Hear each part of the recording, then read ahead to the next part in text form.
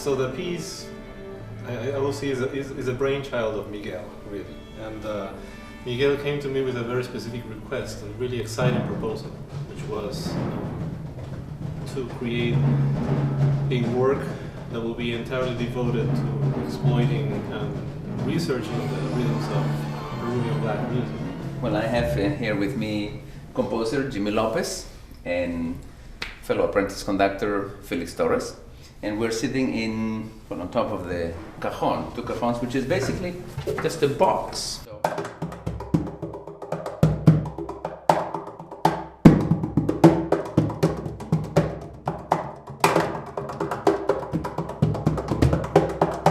You said, well, not necessarily, but I have to find a way.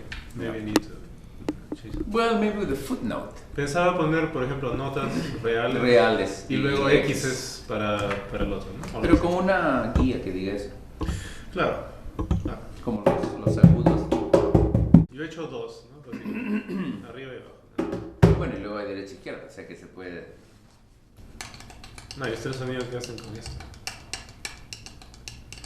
The title Perú Negro connects with the black culture of Peru, and therefore all these sounds are very connected to that name.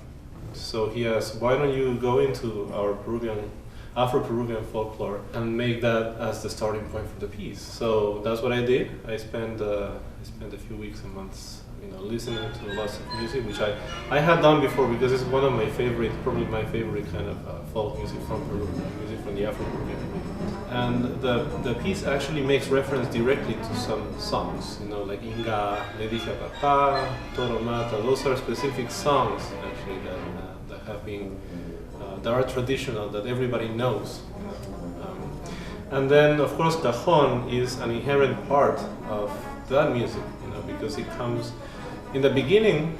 My understanding is that in the times when the slaves actually were playing that, they were just having their voices and the cajon as an accompaniment, nothing else.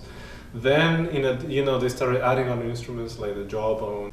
Well, this is actually not an instrument per se, but it is what it is. It's the jawbone of a mule, and it has loose teeth so that they can rattle once you smash it. And there's a section in the piece where at Miguel's request, we have three cajons playing simultaneously. The rest of the piece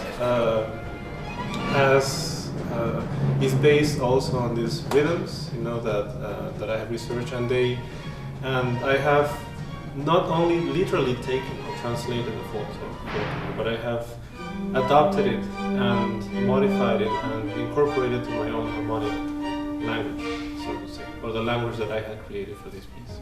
And there's this particular movement, Toro Mata, which I have slowed down a lot. The original Toro Mata has a livelier tempo. But the idea in the piece is that we progress from this opening number called Pregón, which is in the old times, people will go out to sell in the streets and they will sing. They will announce the product, but in the process of announcing it, they will make a little song, so people can identify who's selling what. And these little formulas became incorporated into the music as well. So you will have people, and in music, it usually is like a question and answer. So the piece starts like that, with a horn call that is answered by himself in a different dynamic, and then the orchestra comes in. And then after that, we have this other section that I was talking about, the central section, if you want, Toro Mata, which I slowed down too, because I want the piece to progress, to become faster and faster and faster.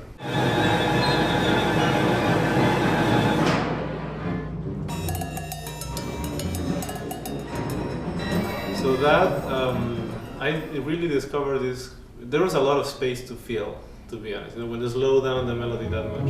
So I started using flourishes and then the echoes of the beaver slap, which is also an instrument that is derived from this, from the jawbone as well. So yeah, I mean there is, and of course, there is this flirting issue always in Afro-Peruvian music. But it's an interesting thing is you see how playful it is. That's essential.